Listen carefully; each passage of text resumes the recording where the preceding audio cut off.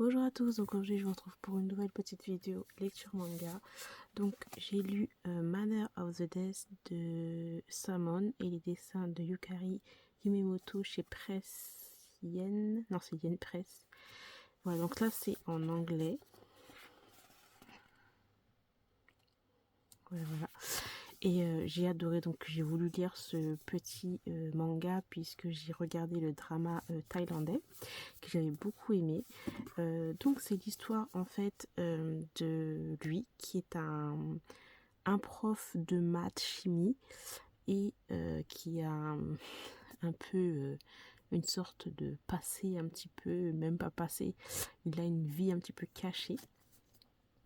Et nous avons ce personnage-là qui, lui, est médecin légiste. Et ça se passe autour d'une mort bizarre d'une jeune femme. Et cette jeune femme, en fait, c'est la petite amie ou l'ex-petite amie de ce personnage-là. Et on suit tout ça. Eh bien, j'ai beaucoup aimé, il y a beaucoup de lectures. Les dessins sont vraiment beaux. Franchement, parce que il y avait Sotus. Et Sotus, c'était un peu bizarre, quoi. Enfin, les dessins, je trouve qu'ils se ressemblaient tous. Alors que là, je trouve que vachement, les dessins sont vraiment très très beaux, je trouve. Clairement mieux que Sotus. Les personnages sont assez différents. Et l'histoire est vachement bien parce qu'il y a un bon gros suspense. Et lui, en fait, il suspecte l'ex-petite amie de la personne qui est décédée. En fait, c'est lui qui a tué cette jeune femme. Donc, voilà, on tourne autour de tout ça. Vachement trop bien. Donc, j'ai hâte de lire le tome 2.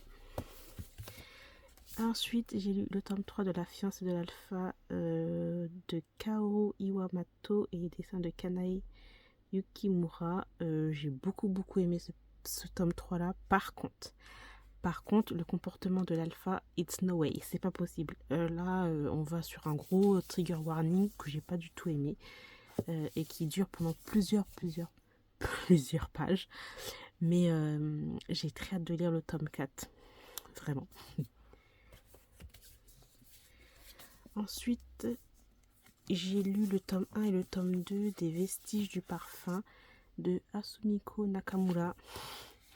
Ça, j'hésitais absolument à le lire. Je me suis dit, c'est pas quelque chose que je vais aimer.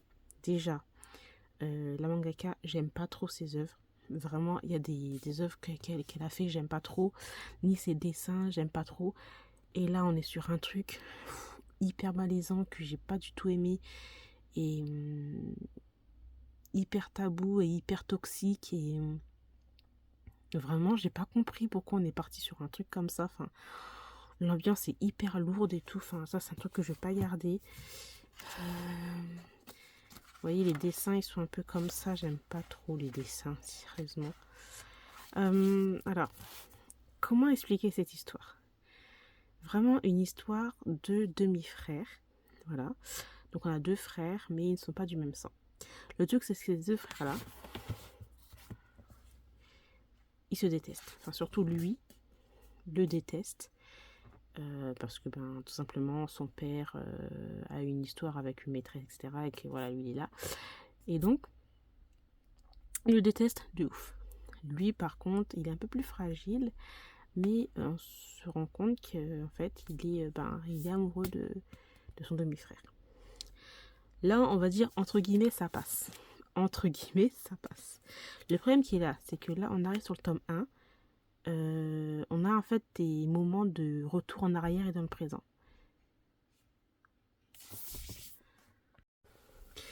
Et donc, comme je disais, on a des moments de retour en arrière et dans le présent et tout. Et lui, on voit que voilà, dans le passé, il avait beaucoup de sentiments pour son demi-frère. Mais le gros problème qui est là, c'est que dans ce tome 1 là, on a une scène qui se passe dans le passé où lui est marié, il a un enfant Et lui, il va être invité pour, voilà, pour une petite soirée, dîner en famille. Le truc qu'il a, c'est que son fils, à lui, euh, il va faire un truc, mais très, très pervers. Il va se rendre compte que son oncle a des sentiments pour son père. Déjà, ce que je dis, c'est trop bizarre. Le gros problème, je ne sais pas combien de fois j'ai dit le gros problème qui est là, c'est que son fils va initier quelque chose. Il va mettre le parfum de sa mère sur son oncle.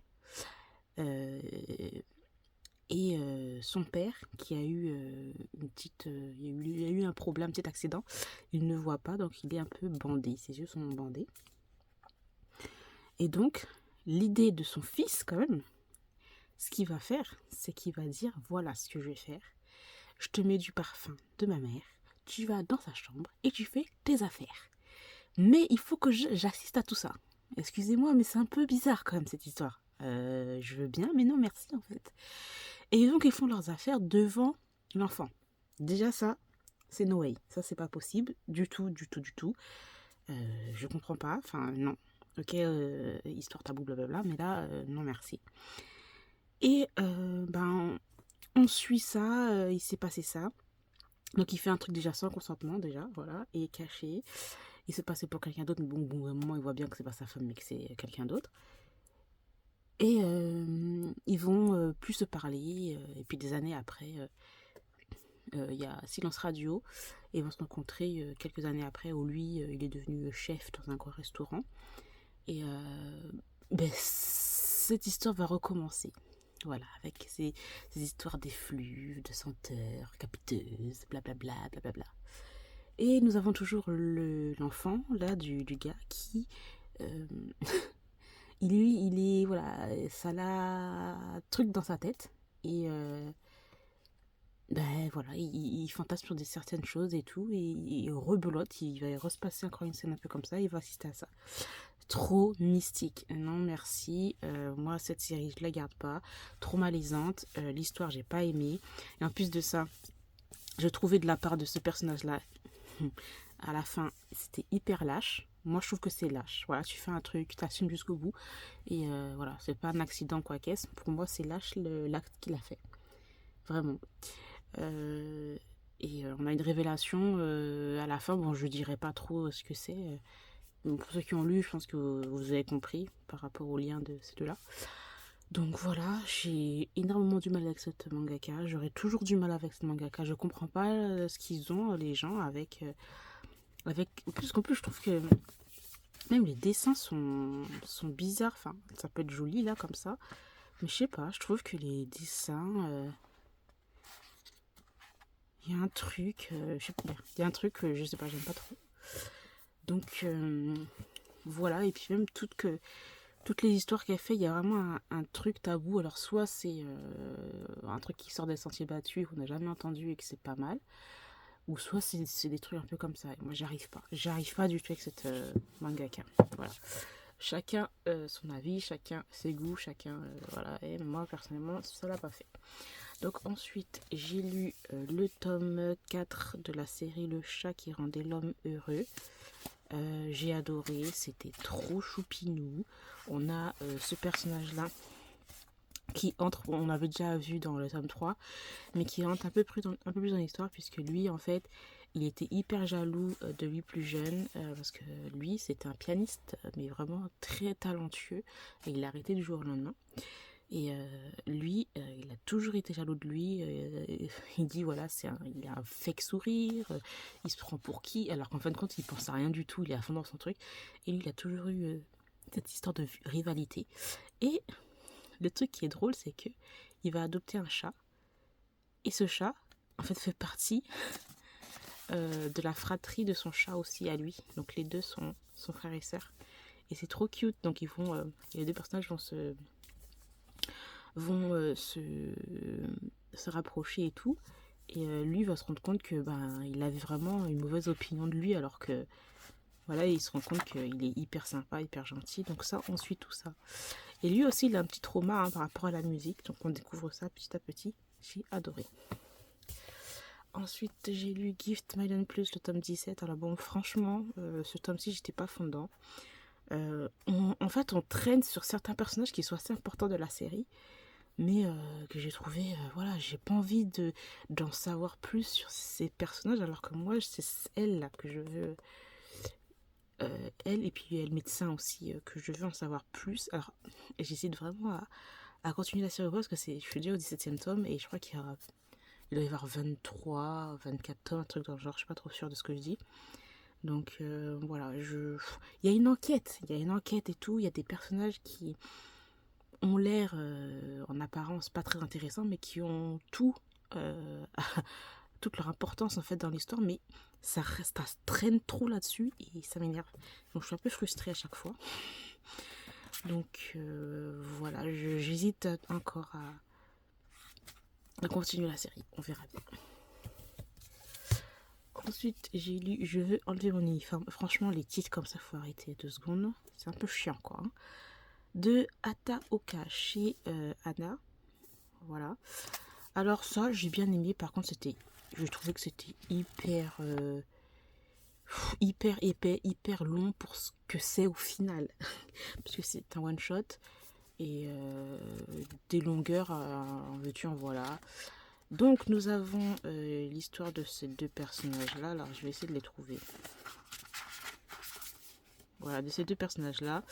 Donc nous avons celui-là qui fait partie d'une bande assez populaire, qui aime bien harceler les autres, se moquer des autres, etc. Lui ne fait pas partie de ça, mais il est toujours en train de regarder et il se dit bon, pourquoi vous faites ça en lui, hein, mais il n'agit pas. Et nous avons ce personnage-là qui n'est entre guillemets pas normal, puisque il ne traîne pas avec des personnes, il est dans son coin, il fait ses trucs, il parle pas. Donc tout le monde le trouve bizarre, il va commencer un peu à se faire harceler par rapport à ça. Mais ce personnage-là, il se laisse pas non plus trop faire, quoi. Il a du caractère, il a du répondant, il sait très bien ce qu'il fait. Et lui, il va être intrigué par lui. Donc on va suivre tout ça. Ils sont hyper différents, et puis en fin de compte, ils vont se rapprocher, et surtout lui va comprendre que il a des sentiments très forts pour lui. Donc c'est lui qui va tomber amoureux de lui en premier. Voilà, on va suivre ça tout au long du manga. Et lui, il va commencer à se découvrir de plus en plus, s'ouvrir de plus en plus, alors qu'il était assez fermé. Et nous avons celui-là qui, lui, était ouvert et va se renfermer un peu plus parce qu'il va avoir moins confiance en lui au fur et à mesure. Et donc lui, après, il va réussir à l'apaiser et tout dans ses doutes. Mais voilà, c'est à peu près ça, l'histoire. Et bon, je trouvais que c'était un peu trop long pour ce que c'était. Voilà. Je veux bien que ce soit...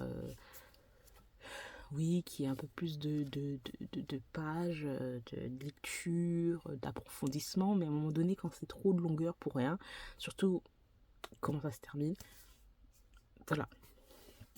Je trouvais que j'ai perdu mon temps. Enfin, je sais pas. C'est pas trop ça exceptionnel. Ensuite, j'ai lu le tome 2 de Marry My Husband des studios Lico et de Song Sojak. J'ai adoré. Ça devient de plus en plus intéressant. Ce personnage-là, si vous ne connaissez pas Marry My Husband, c'est tout simplement cette fille, Jiwon, qui est mariée à un gars, à une poubelle, je dirais un trash, à quelqu'un d'horriblement mauvais. Même sa famille est mauvaise, elle la traite un peu comme une esclave, elle travaille dur comme jamais, et en fait elle va avoir un cancer. Pendant toute cette étape de son cancer, même pas de rémission parce que c'est vraiment le dernier stade et qu'elle ne va pas vraiment survivre, et bien elle est à l'hôpital, clouée dans son lit, à avoir la douleur, souffrir, etc. Et nous avons sa meilleure amie et son mari qui ont une liaison et qui vont tout faire en fait pour prendre l'argent de l'assurance maladie, de l'assurance vie de Jiwon. Et au final, il va se passer un truc et elle va décéder. Elle va avoir une deuxième chance et elle va se retrouver 10 ans plus tôt dans le passé. Là où elle est juste fiancée à son mari là et tout. Et elle va avoir cette chance de pouvoir en fait changer un peu ce qui se passe et être plus sûre d'elle. Et là, elle est en mode vengeance. Vengeance, vengeance, vengeance. Et dans ce tome 2 là, c'était trop bien, j'ai adoré. Nous avons ce personnage là qui, dans le premier tome, était un peu discretos, lui, voilà, qui était assez discret. Et là, je trouvais qu'il y avait une grosse présence de sa part dans ce tome-ci là, et c'est assez intéressant la tournure des événements. Parce qu'en fait, Jiwon, elle a déjà beaucoup d'éléments du passé, comment ça s'est passé, etc. Et elle se rend compte que sa meilleure amie avait déjà planifié pas mal de trucs. Elle était hyper fake et qui n'était pas si gentille que ça en fait. C'était une fake friend. Voilà. J'ai adoré, j'ai hâte de lire le tome 3. D'ailleurs, j'ai fini de regarder aussi le drama qui était trop bien. Après, de ce que j'ai compris, ils n'ont pas fait exactement, ils n'ont pas suivi vraiment le webtoon.